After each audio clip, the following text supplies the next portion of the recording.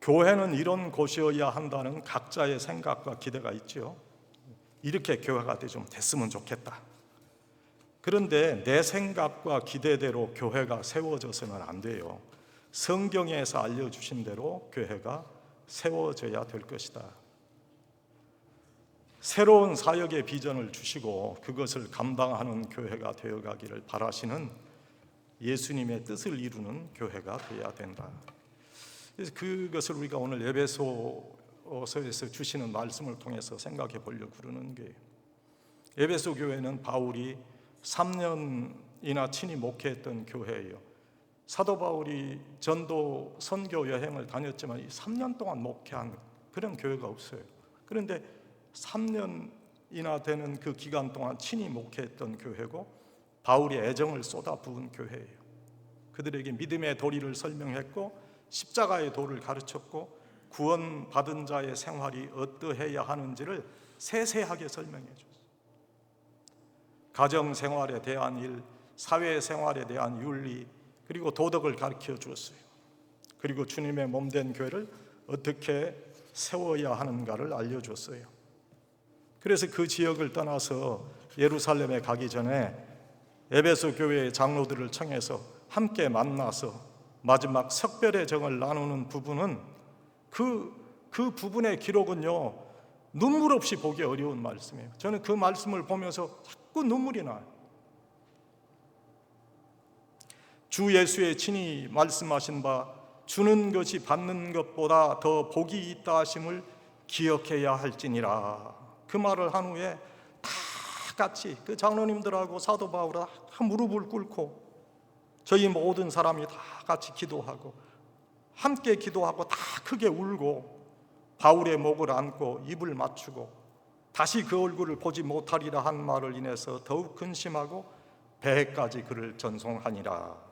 사도행전 21장 35절에서 38절까지 그 말씀이 기록되어 있어요. 목회자와 성도들의 하나된 모습을 볼 수 있어요. 성도들은 사도 바울의 가르침을 진실되게 받고 있어요. 또 사도 바울은 성도들을 자신의 몸과 같이 사랑하고 섬겼어요. 사도 바울은 그들에게 성도의 바른 삶에 대해서 교훈하고 있지요. 구체적으로 어떠한 신앙의 꿈과 비전을 줬는지 성경은 자세하게 기록하고 있지는 않지만은 이제 이방 민족을 향한 복음 전파의 비전을 가진 그런 교회로 세워져야 함을 아마 사도 바울이 이야기했을 거예요. 바울이나 에베소 교회의 성도들이나 죽은 사람 다시 살아나는 영생의 진리에 그들의 삶을 바쳤어요. 그 복음이 그들의 삶을 지탱하는 근본이 됐어요. 에베소 교회의 바울은 택한 자의 구원의 예정에 대한 교훈을 주었어요. 여러분, 구원은 미래형이 아니에요. 현재형도 아니에요. 구원은 과거예요. 과거형으로 확신하게, 확신 있게 강조하고 있는 것이 바로 사도 바울의 구원에 대한 말씀이에요. 구원의 확신이 굉장히 중요한 거예요. 우리 프로테스탄트 구원론의 핵심이에요. 믿음으로 얻은 구원, 부족하고 허물이 있어도 그거 개의치 아니하시고 영생에 이르게 하심이 있기에 우리에게 기쁨이 있는 거지요. 값없이 선물로 받은 구원이기에 귀한 것이지요. 이 구원의 은혜를 전해야 되는 거예요. 복음 전파의 사명을 확인하고 그들의 삶에 실천한 이들이 바로 이 사도 바울과 에베소 교회의 교인들이었다. 주님의 몸된 교회를 세우려 했던 이 에베소 교회와 사도 바울을 통해서 우리가 세워야 하는 페펙스 한인 교회에 관한 몇 가지 사역의 교훈을 오늘 살펴보려고 그래요. 세 가지로 살펴보려고 그래요. 첫째는 신뢰가 구축돼야 돼요. 사도 바울과 에베소 교회의 성도 사이에 신뢰와 같은 정말 믿을 수 있는 관계가 이루어지지 않으면 교회는 세워지기 어려워요. 세워도 다 무너져요. 지난 얼마간 교회에 우리 있었던 문제를 한번 생각해 보세요. 그게 뭐예요? 은퇴한 목사를 가지고 은퇴한 목사가 잘 했나 잘못했나, 교회 돈을 썼나 안 썼나, 그걸 문제 삼은 거 아니에요?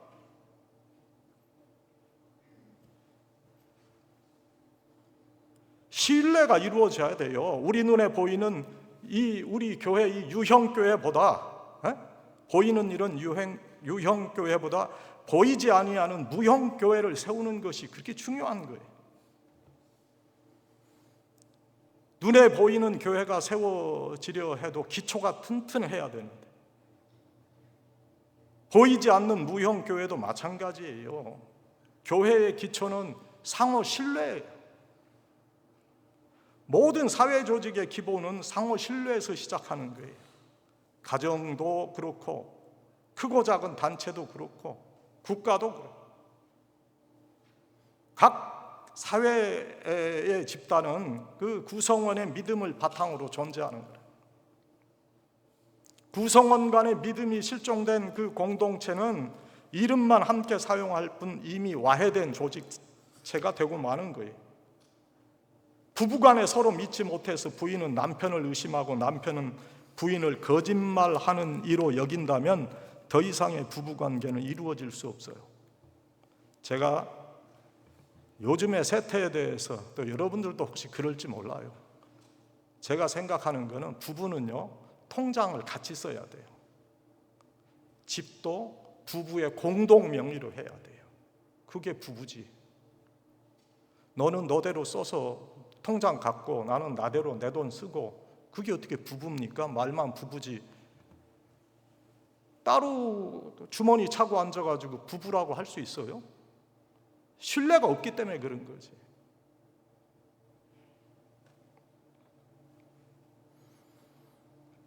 상호 간의 신뢰를 바탕으로 유지되는 것이 모든 사회 조직인 것과 같이 교회도 바로 이러한 신뢰의 기초를 가지고 가야 된다. 상대는 틀렸고 나만 옳다고 주장하는 그런 사람들도 있어요. 상호 신뢰는 정말 찾아보기 힘들어요. 불신이 부풀어 올라요. 거짓은요, 언젠간 다 드러나게 돼 있어요. 의심하고 믿지 못하는 이들을 보는 것이 얼마나 불편한지 몰라요. 여러분, 우리가 때로는요, 다 확인해보고 믿을 수 없는 것도 많이 있어요. 어떻게 다 확인합니까? 세상 만사 내가 다 확인하고 조사해보고 믿을 수 있겠어요? 우리가 매번 식사 때 사용하는 식기 위생 상태도 그렇잖아요. 이게 다 소독됐나? 그거 확인하고 먹을 수 없어요. 그냥 깨끗하다고 믿고 그저 우리가 그런 식기를 사용한단 말이죠. 비행기 탈 때도 야, 이 안에 혹시 테러 분자가 있는가? 그런 거 생각하면은 편안하게 여행할 수가 없어요. 하늘나라에 대한 소망도 마찬가지. 끊임없는 의심은 우리의 평안한 마음을 다 빼앗아가고 마는 겁니다. 믿음과 상호 간의 신뢰 회복은 건강한 공동체를 만들어가는 기초예요. 믿음이 너무 부족해서 하늘이 무너지면 어찌할까 했다는 그런 고사에서 나온 그 단어가 뭔지 아세요? 그 기우라고 그러잖아요.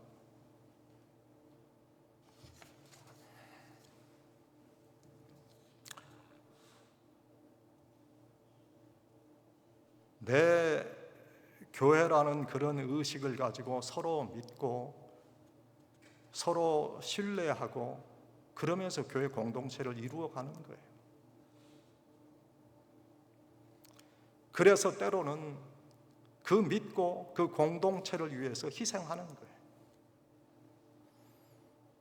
옛날에 우리 그 한국에 보면은 식구들은 많은데 생활은 어렵고 그래서 형제 자매들이 많으면 그 중에 하나만 공부시키는 때가 많이 있었어요. 특별히 여자들은요, 교육 기회를 제대로 갖지 못할 때도 많아요.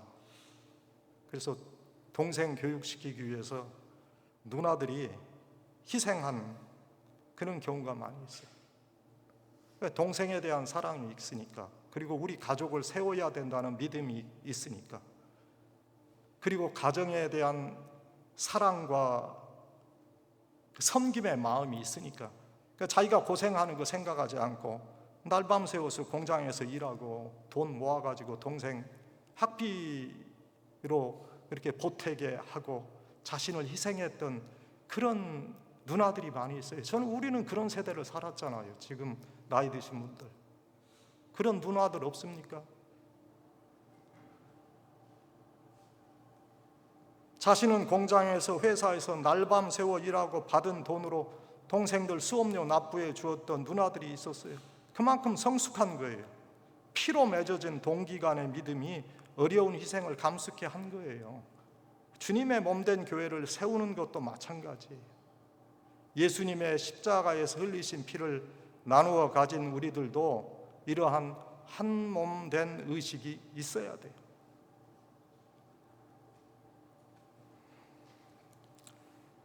수십 년 전 고국에서 자신을 희생해서 가족을 세우려고 피눈물 나는 고생을 자처했던 누나들 같이 영적 희생을 바칠 수 있는 영적 누나들이 우리 교회에 필요해요. 믿음을 가지고 주님의 몸된 제단을 위해 삶을 드리는 헌신자들이 나와야 교회는 온전하게 세워지는 거예요. 사도 바울을 도왔던 자주장사 루디아나, 또 브리스길라와 아굴라 같이, 또 베베와 같은 그런 오늘의 헌신자들이 우리 교회에서 나와야 된다. 이러한 헌신은 우리 교회가 예수님께서 보혈을 흘리셔서 세워주신 제단이라는 그런 분명한 확신이 있어야 가능한 거예요. 주님 오실 때까지 복음 선포의 사명, 하나님 나라 확장의 사역, 그리고 주님의 일꾼들을 길러내는 그런 교육 사역을 이루어 가시기 위해서 이곳에 교회를 세워주셨다 하는 믿음이 있어야 돼요. 믿음을 가지고 예수님을 바라보아야 돼요. 믿음을 가지고 여러분의 인도하심을 믿어야 돼요. 교회는 그 어느 개인의 소유물이 될 수 없어요. 교회는 주님의 교회예요. 주님의 교회를 통한 사역을 내게 주셨다, 그렇게 믿어야 돼. 예수님에 대한 믿음, 교회에 대한 믿음, 교회의 사역에 대한 믿음, 교회의 구성원 사이의 신뢰가 튼튼하게 구축되어야 주님의 몸된 교회는 바로 세워지는 거다. 상호 신뢰. 두 번째는 선교에 대한 비전이 분명해야 돼요. 에베소 교회는 바울의 선교 비전을 신뢰하고 그의 비전을 도와서 함께 교회의 선교 사역을 이루어 갔어요. 여러분, 하나님 나라의 확장을 넓은 의미에서 선교라고 하는 거예요. 다른 나라에 가서 복음 전하는 것만 선교가 아니라 통체적으로 하나님 나라를 확장하는 그 일을 우리가 선교라 할 수 있다는 거예요. 예루살렘 교회의 어려운 사정을 위해서 구제 헌금을 모아서 보내는 것도 선교고, 터키 지역의 히랍인들, 소아시아인들과의 공동체를 이루고 살아가는 그들을 도와서 복음 전하는 것도 선교예요. 바울은 예루살렘에서 시작된 이 생명 살리는 복음을 온 세상에 전하고자 하는 마음으로 가슴이 벅찼어요. 그래서 소아시아로, 그리스로, 로마로 정신없이 복음을 들고 달렸어요. 에베소에서도 그는 복음을 전하고 하나님 나라를 확장했어요. 그곳에 유대인 디아스포라를 중심으로 세워진 유대인 공동체에서 유대인들을 중심으로 복음을 전하는 가운데 그곳에 있던 히랍인, 소아시아인들에게도 복음을 전하기 시작했던 거예요. 유대인들에게서 시작된 복음이었지만 놀라운 것은 이방인들에게도 놀라운 성령의 역사하심이 나타나기 시작했다는 거예요. 예수 그리스도의 은혜를 사모하는 곳마다 놀랍고 엄청난 성령의 역사가 일어났습니다. 그들에게 복음을 전하고 그들이 놀라운 하나님의 사역자가 되게 하는 꿈을 사도 바울은 가지고 있었을 거예요. 그들에 대한 선교 비전이 사도 바울에게 분명해졌어요.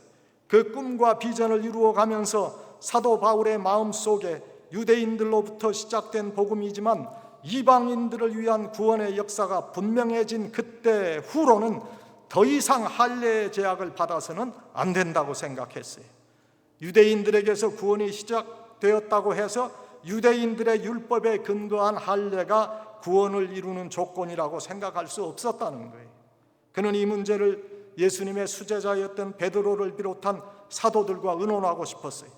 결국 그는 예루살렘에서 베드로와 사도들을 만나 이방인에게 짐지웠던 할례의 문제를 해결합니다. 그는 그만큼 이방인들의 구원에 대한 관심이 지대했어요. 계속해서 이방인들의 구원에 관심을 기울여 최선의 복음 전파자가 되었다. 오늘 창립 50주년을 맞는 우리 페이펙스 한인교회도 마찬가지. 하나님께서 이민자의 삶을 위로하고 용기를 주시고 격려하기 위해서 우리 교회를 세우게 하셨어요. 미국은 청교도 신앙으로 나라를 시작했지만 지금은 신앙적으로 너무나 자유롭고 어떻게 생각하면 방종의 길을 걷는 것 같아요. 이러한 때에 하나님께서 우리 한민족의 기독교인들을 이 나라를 새롭게 하시는데 쓰신다, 저는 생각합니다. 하나님의 이러한 계획에 쓰임받는 교회의 사역이 돼야 되지 않아요? 사도 바울의 사역이 디아스포라 유대인들을 중심으로 시작되었지만 그 복음 사역이 그리스, 터키인들에게 전파되고 결국에는 전 유럽을 복음화했던 것처럼 우리를 통해서 전 미국과 온 세계가 다시 한번 복음으로 뒤덮일 수 있다면 우리 교회에 맡기신 사역을 충성스럽게 감당할 수 있는 거예요. 우리 주위 미국인들을 비롯한 여러 민족의 이민자들에게 관심을 가지고 그들에게 복음을 전할 수 있는 우리가 돼야 되겠다. 어느 젊은 여성이 인도 선교사로 가겠다고 소원을 했어요. 그리고 선교사 되기 위해서 선교사 되는 훈련을 마치고 인도에 파견되기 전에 언어 훈련도 마치고 파송을 기다리는데 어머니가 세상을 떠났어요. 어머니가 세상 떠나면서 그녀의 동생에 대한 이야기를 하면서 네 동생이 지금 로마에 있는데 걔가 지금 병상에 있고 또 내가 죽은 후에 병상에 있는 동생을 만나보고 인도로 선교를 가면 어떻겠냐 그렇게 했어요. 어머니가 돌아가신 후에 유언과 같은 이 말을 듣고 그녀는 이제 로마를 거쳐서 내가 인도 선교사로 가야지 하고 로마에 사는 동생을 찾아보려고 갔어요. 그 동생이 아직 어린아이들이 5이나 있는데 이 언니의 방문을 받고 이 동생도 또 바로 세상을 떠났어요. 이모로서 큰일이 났어요. 갑자기 애들이 5이나 이제 되는 아이들을 이제 돌보게 됐어요.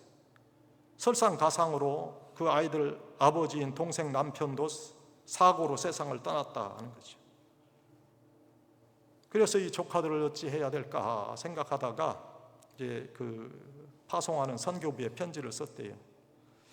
아무래도 하나님의 뜻은 다른 데 있는 것 같아요. 인도 선교사로 갈 수가 없습니다. 참 죄송합니다. 그리고 동생 아이들 5을 열심히 키우고 돌봤어요. 그리고 25년이 지났어요. 그런데 이 이모님의 뜻을 어떻게 알았는지 그 돌봤던 조카 5명 중에 3명이 인도 선교사로 지원을 했다는 거예요. 하나님의 은혜가 너무 크고 감사해서 선교부에 이렇게 편지를 보냈어요. 하나님께서는 25년 만에 내 기도를 3배가 넘는 축복으로 응답하셨습니다.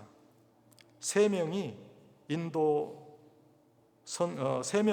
선교사를 파송하게 되었습니다. 그랬다는 거죠. 여러분, 하나님의 뜻이 어디 있습니까? 우리가 비록 지금 해외에 선교사를 파송하지 않는다고 할지라도 오늘 우리의 삶의 현장에서 우리 주위의 이방인들에게 복음을 전하려는 뜨거운 마음, 또 선교의 비전이 우리에게 분명하다면 하나님 나라는 우리를 통해서 세워지고 확장돼 가는 거예요. 선교의 비전을 그래서 분명히 해야 돼요. 마지막 세 번째로요, 복음을 올바로 이해해야 돼요. 복음이 뭔가? 바로 복음을 아는 것 같은데 어느 순간 이야기해 보면 전혀 복음의 온전한 이해와 거리가 먼 말과 행동이 나타나는 분들을 볼 수 있어요. 복음을 바로 이해함으로부터 주님의 교회는 세워지는 거예요. 교회는 단순한 사회 공동체가 아니에요. 올바른 사회에 나아가야 할 방향을 제시하는 그런 정치단체 아니에요. 사회 윤리 도덕만을 주장하는 것도 아니에요. 구제가 있다고 해서 사회를 고치고 사회를 향한 섬김이 있다고 해서 교회가 되는 것도 아니에요. 교회는 예수 그리스도의 흘리신 보혈의 피로 얻게 되는 구원과 영생을 전하는 영적 공동체, 주님의 몸이에요. 다시 살아나는 중생의 은혜가 넘쳐 흘러가는 것, 예수 그리스도를 유일하신 구세주로 믿고 고백함으로써 이 땅에 살지만 이미 천국을 살아가는 사람의 모습을 가진 그 사람들의 공동체가 바로 교회예요. 그래서 교회의 가장 중요한 사역은 바로 복음을 통해 구원과 영생을 선포하고 전하는 거예요. 우리의 삶이 많은 이들에게 감화와 감동을 줄 수 있는 보혈의 능력으로 나타나게 될 때에 복음 전파는 새로운 능력을 얻는 거예요. 이러한 능력이 바로 고통을 이기는 능력이에요. 고통과 고난 속에서 주시는 하나님의 새로운 축복의 메시지를 받을 수 있는 자들이 바로 복음을 전할 수 있는 자들이에요. 그래서 세상적 관점에서는 도저히 불가능한 상황 속에서도 기쁨과 즐거움을 가질 수 있는 사람들이다. 이러한 사람들에게 하나님의 나라는 단순한 몽상으로 나타나는 것이 아니라 내 삶의 현실로서 분명하고 확실하게 나타나요. 복음을 이해하지 못하는 사람들은 이러한 자들을 두고 미쳤다. 그러나 실상은 그들이 잘못된 거예요. 고린도전서 1장 18절에 보세요. 뭐라고 되어 있다. 십자가의 도가 멸망하는 자들에게는 미련한 것이요 구원을 받는 우리에게는 하나님의 능력이라. 이렇게 말씀하십니다. 고린도전서 1장 22절 24절에 보면 유대인은 표적을 구하고 헬라인은 지혜를 찾으나 우리는 십자가에 못 박힌 그리스도를 전하니 유대인에게는 거리끼는 것이요 이방인에게는 미련한 것이로되 오직 부르심을 받은 자들에게는 유대인이나 헬라인이나 그리스도는 하나님의 능력이요 하나님의 지혜니라. 여러분, 신령한 것은 신령한 심령으로만 분별할 수 있어요. 이 귀한 생명의 돈을 많이 들인다고 얻을 수 있는 것도 아니고 공부 많이 한다고 얻어지는 것도 아니에요. 권력을 가진다고 해결되어지는 것도 아니에요. 오직 하나님의 은혜 속에서 얻어질 수 있는 것이 구원이다. 구원의 은혜를 얻어야 돼요. 흉내내는 구원의 모습은 언젠가 밝아 벗겨지게 돼 있어요. 복음은 철학적 논리로 과학의 합리성으로 설명되는 것이 아니에요.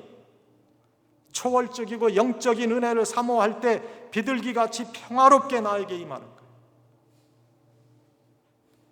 이러한 복음의 이해를 확실하게 깨우친 자들, 복음의 은혜의 체험이 확실한 자들에게 복음 전파의 능력이 나타나는 거예요. 이미 하늘나라의 신령한 은혜를 체험하고 하늘나라를 살아가고 있기 때문에 복음을 전할 수 있는 능력의 사람이 되는 거예요. 그래서 때를 얻든지 얻지 못하든지 관계치 않고 복음을 전하는 거예요. 영혼 구원에 대한 안타까움을 가지고 복음을 전합니다. 복음을 전하다가 당하게 되는 어려움이 있어도 고난이 있어도 물러서지 않습니다. 왜? 하늘의 위로를 받기 때문에. 결국에 세상이 감히 감당할 수 없는 하늘의 사람들로 세워지는 거예요. 우리 교회가 새롭게 세워지며 하나님께서 맡기신 이 복음 전파의 사역을 잘 감당하려면 이러한 모습을 가진 성도들이 많아야 돼요. 복음 전파의 열정과 영적인 생명력이 충만한 자들이 돼야 돼요. 아직도 무엇인지 깨닫지 못하는 분들이 있다면 정말 하나님의 깨닫는 은혜를 위해서 기도해야 할 거예요. 그리스도의 도가 구름 잡는 이야기같이 몽학 선생이 이끄는 이야기로 들리지 말아야 돼요. 우리의 세상에 남은 생명이 살아온 날보다 길지 않은 분들이 여기 대부분이에요. 이제는 영생과 육신의 죽음, 참된 생명과 구원의 은혜를 정말 진지하게 생각해야 돼. 여러분, 아직도 내가 수십 년은 더 산다 생각하고 이루지 못한 나의 삶의 목적에 미련을 가지고 있습니까? 세상의 평화와 공존과 정의에 대한 관심을 가지고 이루어 가야 할 어떤 투쟁이 여러분에게 남아 있습니까? 많은 재물을 창고에 보관한 한 부자가 여러 해 쓸 물건을 많이 저장했으니 먹고 마시고 즐기자 했을 때 그 영혼을 하나님께서 도로 찾으시면 어떻게 할 것인가를 말씀하셨어요. 우리 육신은 흙으로 만들어져서 결국 흙으로 돌아갈 수밖에 없어요. 속사람을 새롭게 해야 돼요. 오늘도 이 땅에 살지만 천국을 소유한 천국 백성으로 복음을 허락하신 예수 그리스도께 감사하며 기쁨으로 살아가기를 바랍니다. 하나님의 백성으로 올바른 복음의 이해자로 살면 이 땅의 슬픔과 고통과 눈물도 능히 이기며 살 수 있는 거예요. 그때 하나님의 교회를 든든히 세워갈 수 있어요. 말씀을 맺습니다. 창립 50주년을 맞으며 하나님의 교회를 튼튼하게 세워가시는 지체들이 되기를 바라요. 서로 믿고 의지하는 상호 신뢰를 통해서 주님의 교회를 세웁시다. 선교의 비전을 확실히 가지고 주님의 교회를 세웁시다. 복음을 온전히 이해한 하늘의 사람으로 주님의 몸된 교회를 세우는 우리 모두가 되어지기를 주님의 이름으로 축원합니다. 아버지 하나님, 감사합니다. 오늘 창립 50주년을 맞으며 에베소서에서 사도 바울을 통해서 주신 귀한 말씀의 교훈을 생각해 봤습니다. 서로 믿고 신뢰하는 귀한 교회가 되게 해주시고 선교의 비전을 분명히 가지고 나가는 재단이 되게 해주시고 복음에 대한 확실한 이해를 통해서 주님의 교회를 세우는 저희들이 되게 해 주시옵소서. 예수님의 이름으로 기도하옵나이다.